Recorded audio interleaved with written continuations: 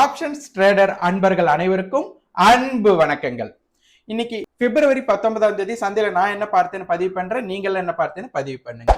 நேற்றைய தினத்தோட க்ளோசிங் அப்படின்னு பார்த்தா கன்சிக்யூட்டிவா நமக்கு 3 நாட்களா தொடர்ச்சியா ஓப்பனுக்கு மேல மார்க்கெட் க்ளோஸ் ஆனதுனால இது ஒரு புல்லிஷ் மொமெண்டமா இருக்க வாய்ப்பு இருக்கு அப்படின்னு நேற்று ஃபுல் வீடியோல நம்ம கொடுத்திருந்தோம். அப்போ மார்க்கெட்ல 2 ப்ராபபிலிட்டி இருக்கு.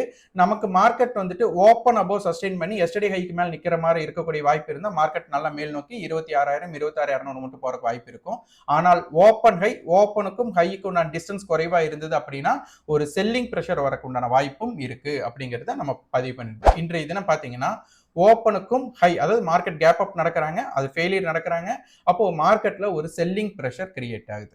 இதை வந்து 2 விதமா நம்ம ஆப்ஷன்ஸ் ட்ரேடர்ஸ் வந்து பார்க்கணும். அதுல வந்து India Vicks and meeting point ரொம்ப ரொம்ப முக்கியம். அதுல காமா பிளாஸ்ட் ரொம்ப ரொம்ப முக்கியம்.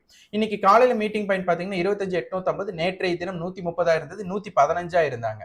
ஆனா இந்த இடத்துல மார்க்கெட் வந்துட்டு இறங்கு முகமா மாறினதுக்கு அப்புறம் 25,850 காலுடைய இன்றைய ஹை, நேற்றைய ஹை 132, அதற்கு மேல புட் ஆப்ஷன்ஸ் வந்து சஸ்டெயின் பண்ணி மார்க்கெட் இறங்க தொடங்குறாங்க.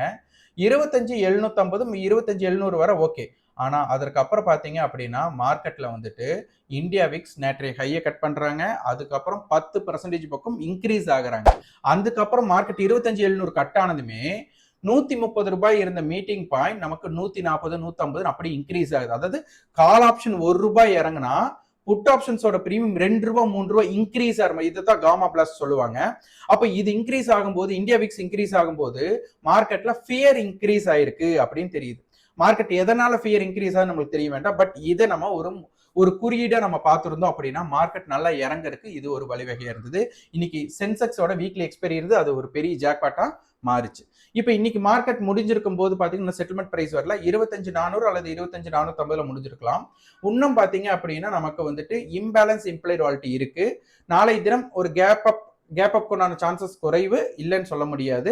மார்க்கெட் ஒரு பாசிட்டிவ் ஓப்பன் இல்ல negative open or gap down open கிடைக்கிறது ஈஸியா கிடைக்கலாம். அப்ப என்ன மாதிரி ஓப்பன் கிடைக்குது அப்படிங்கறது பார்க்கலாம். 25,400 அப்படிங்கிற கால் புட் வந்து இன்னைக்கு 150 ரூபாய்க்கு முடிஞ்சிருக்காங்க. அதாவது காலோடைய லோ 150, புட்டோட ஹை வந்து 150 அப்படி நமக்கு அமைஞ்சிருக்கு. நாளை தினம் நமக்கு பிளாட் ஓப்பனிங் நடந்தா எப்படி டிகே நடக்குது, இந்தியா விக்ஸ் நாளைக்கு எப்படி ரியாக்ட் ஆகுது அப்படிங்கறத பாருங்க. அட்டவணை வந்து பாத்தீங்கன்னா நமக்கு 25,800 கால், 25,600 புட் அண்ட் 500 புட் தான் நமக்கு இம்பாக்ட் பண்ணியிருக்காங்க. நாளை தினம் அட்டவணையில் ஆக்டிவ் கான்ட்ராக்ட்ல என்ன வருது அப்படிங்கிறது ரொம்ப ரொம்ப முக்கியம். அதனால ஆப்ஷன்ஸ் ட்ரேடர்ஸ் அப்படிங்கிறவங்க என்னெல்லாம் பார்க்கணும் அப்படிங்கிறது இது ரொம்ப ரொம்ப முக்கியம். இந்தியா விக்ஸ் அண்ட் காமா பிளாஸ்ட பத்தி நீங்க தெரிஞ்சிருக்கணும். அதனால நாளைக்கு என்ன நடக்குது அப்படிங்கிறதை பார்க்கலாம். நன்றி, வணக்கம்.